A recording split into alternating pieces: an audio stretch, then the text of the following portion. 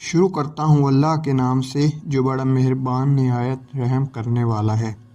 عاشق رسول صلی اللہ علیہ وآلہ وسلم حضرت بلال حبشی رضی اللہ تعالیٰ عنہ، جنہیں دنیا عاشق رسول صلی اللہ علیہ وآلہ وسلم کے نام سے جانتی ہے، ایک دن بازار میں گلی سڑی آخری موسم کی کھجوریں بیچ رہے تھے۔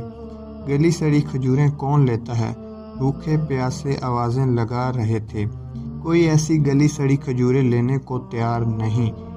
حبشی النسل، بال گنگریالے، ناک موٹی، رنگ کالا، پاؤں چوڑے، کون ایسے دکاندار سے خریداری کرتا ہے؟ پریشان حال حضرت بلال حبشی رضی اللہ تعالیٰ عنہ سر جھکائے کڑی دھوپ میں بیٹھے ہیں۔ پاس سے گزرے ایک شخص نے تانا دیا کہ جس طرح خود کالے اور سڑے ہوئے ہو، ایسی ہی کھجوریں بیچ رہے ہو۔ یہ بات حضرت بلال حبشی رضی اللہ تعالیٰ عنہ کے دل پہ ایسی لگی، آنکھوں سے آنسوؤں کا سیلاب جاری ہو گیا۔ پاس سے گزرتے پیارے نبی کریم صلی اللہ علیہ وآلہ وسلم نے دیکھا، پوچھا بلال رو کیوں رہے ہو؟ حضرت بلال حبشی رضی اللہ تعالیٰ عنہ نے سارا ماجرا سنایا۔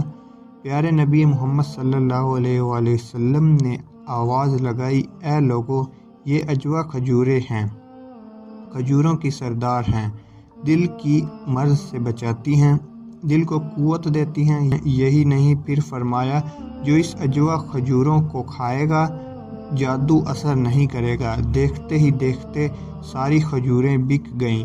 لوگ روز حضرت بلال حبشی رضی اللہ تعالیٰ عنہ سے کھجوریں لانے کا کہتے۔ کاروبار خوب چمکا۔ عشق رسول صلی اللہ علیہ وآلہ وسلم میں ڈوبے حضرت بلال حبشی رضی اللہ تعالیٰ عنہ کی خوشحالی کے دن لوٹ آئے۔